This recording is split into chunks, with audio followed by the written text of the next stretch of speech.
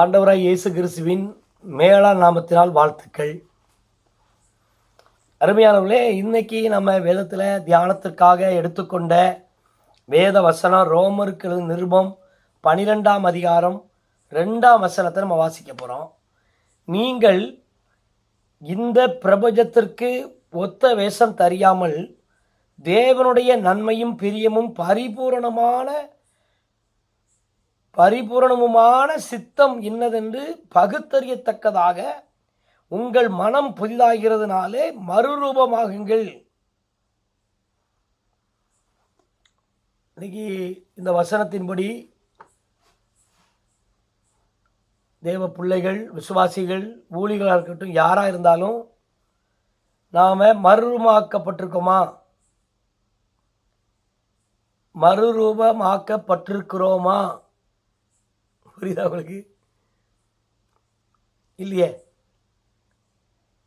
அருமையானவர்களே, இந்த பிரபஞ்சத்திற்கு ஒத்த வேஷம் தெரியாமல் அப்படின்னு சொல்லி பார்க்குறோம்.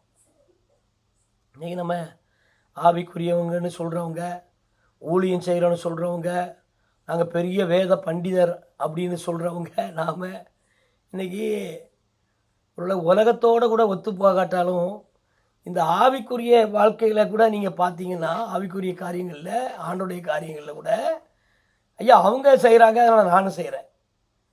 அவர் செய்கிறாரியா அந்த அப்படிப்பட்ட ஒரு ஊழியத்தை, அதனால் நானும் செய்கிறேன். இந்த இவங்க இப்படி வாழ்கிறாங்க, அதனால் நானும் அப்படி வாழ்கிறேன். இவங்க அப்படி ஜெபம் பண்ணுறாங்க, அதனால் நான் அப்படி ஜெபம் பண்ணுறேன். இவங்க அப்படி இத்தனை நாள் உபவாசம் பண்ணி ஜெபம் பண்ணுறாங்க, அதனால் நானும் இத்தனை நாள் உபவாசம் பண்ணி ஜெபம் பண்ணுறேன். அந்த குடும்பம் அப்படி ஜெபம் பண்ணுறாங்க, அதனால் எங்கள் குடும்பத்தில் நாங்கள் அப்படி ஜெபம் பண்ணுறோம். அந்த ஊழியர் அப்படி செஞ்சார், இவர் அதை செஞ்சார், இவர் இதை செஞ்சார், அதனால் நானும் அதை செய்கிறேன். அவர் இப்படி நடந்து போகிறாரு, இப்படி ஜெபத்தை நடத்துகிறாரு, ஆராதனை நடத்துகிறாரு, கூட்டங்களை நடத்துகிறாரு, அதனால் அதே மாதிரியே நான் நடத்துவேன். இப்படி தாங்க இன்னைக்கு உலகம் போய்கிட்டு இருக்கு. தேவ ஊழியர்களே, ஊழியம் செய்யும் சகோதரிகளே, விசுவாச பிள்ளைகளே, நாம் ரொம்ப கவனமாக இருக்கணும். இங்கே வசனம் சொல்லுது, நம்ம உங்கள் மனம் புதிதாகிறதுனாலே மறுரூபமாகணும். அது மாத்திரமில்லை, நம்ம ரொம்ப கவனமாக இருக்கணும். தேவனுடைய நன்மையும் பிரியமும் பரிபூரணமுமான சித்தம் இன்னதென்று பகுத்தறியத்தக்கதாக நம்ம மறுரூபமாகணும் அப்படின்னு வசனம் சொல்லுது. கவனமாக இருப்போம், சரியாக செயல்படுவோம்.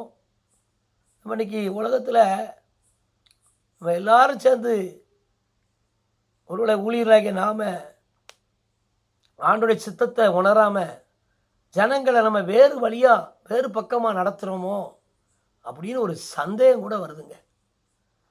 வேண்டாம், உலக காரியம் வேண்டாம், எல்லாரும் செய்கிறாங்கன்னு நாம் செய்யாண்டாம்.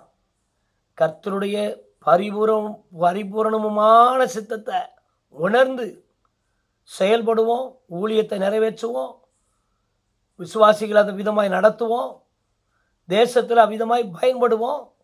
கர்த்தர் நம்மை கொண்டு பெரிய காரியங்களை செய்வார். God bless you.